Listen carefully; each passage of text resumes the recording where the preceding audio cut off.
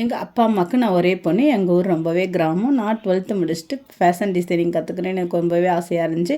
அம்மா அப்பா போய் சென்னையில் போய் கற்றுக்கிற வேணாம் அவ்வளோ தூரத்தில் அப்படின்னு சொல்லிட்டு விடலை. ரொம்பவே வற்புறுத்தி தான் நான் போய் கற்றுக்கிட்டு என்னோடய படிப்பை முடிச்சுட்டு நான் சின்னதாக ஒரு புட்டிக்கும் ஸ்டார்ட் பண்ணி என்னோடய பிஸ்னஸ் ரொம்ப சூப்பராக போணுச்சு.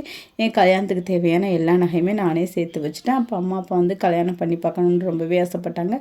நான் சரின்னு சொன்னேன். அவங்களே ஒரு அலைன்ஸ் பார்த்தாங்க. என் ஹஸ்பண்ட் வந்து சாஃப்ட்வேர் இன்ஜினியர், பார்க்குறதுக்கு ரொம்பவே அழகாக இருப்பார்.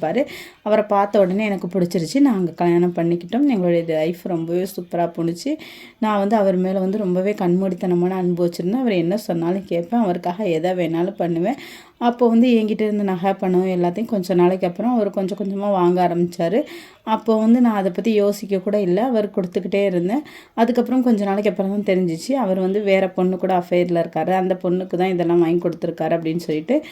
அதுக்கப்புறம் நான் என்ன பண்ணேன் அப்படின்னா, நம்ம வந்து புட்டிக் வச்சுருக்கனால தான் நம்ம ஹஸ்பண்டை நம்மளால் கவனிச்சிக்கிற முடியலன்னு சொல்லிட்டு அதையுமே விற்றுட்டு ஃபுல் டைம் அவரவே பார்த்துக்கிற ஆரம்பித்தேன். ஆனால் அது கூட அவர் புரியாமல், எனக்கு தெரியாமல் அந்த பொண்ணை மேரேஜே பண்ணிக்கிட்டாரு. அந்த விஷயம் தெரிஞ்சதுக்கப்புறம் அவரோட வாழை எனக்கு பிடிக்காம நான் டைவர்ஸ் பண்ணிட்டேன். கடைசியே எங்கள் அப்பா அம்மா கூட தான் இப்போ கொஞ்ச நாள் நான் வாழ்ந்தேன். அதுக்கப்புறம் இப்படியே இருந்தால் நம்ம லைஃப் முடிஞ்சிடும் அப்படின்னு சொல்லிட்டு நான் வந்து கஷ்டப்பட்டு உருவாக்கின என் பொட்டிக்லேயே வேலைக்கு போய் சேர்ந்து ரொம்பவே கஷ்டப்பட்டேன். அதுக்கப்புறம் அதையுமே வாங்கிட்டேன்.